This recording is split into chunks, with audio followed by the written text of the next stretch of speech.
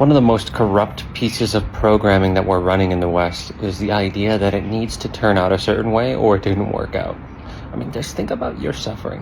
How much of it is coming from that perspective?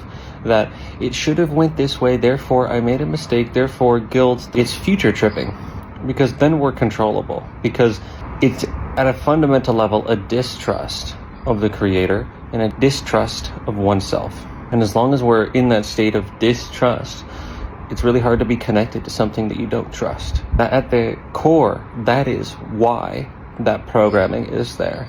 Because if we're connected to the Tao, God, the universal intelligence, then we can receive guidance from that. But if we're tripping in the future or the past, then we're not here to receive and to commune with that intelligence that governs the entire universe.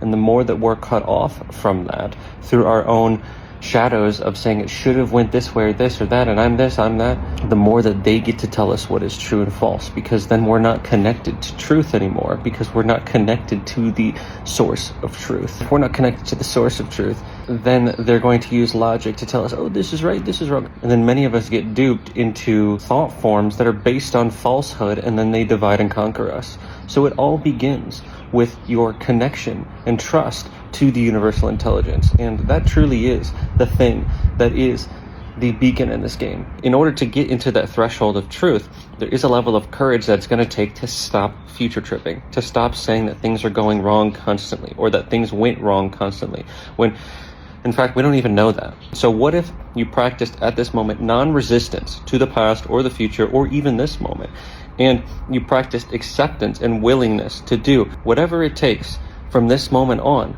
to step in at your highest potential with your current circumstances. And that is the Shaolin Code. The Shaolin Code is to be adaptable.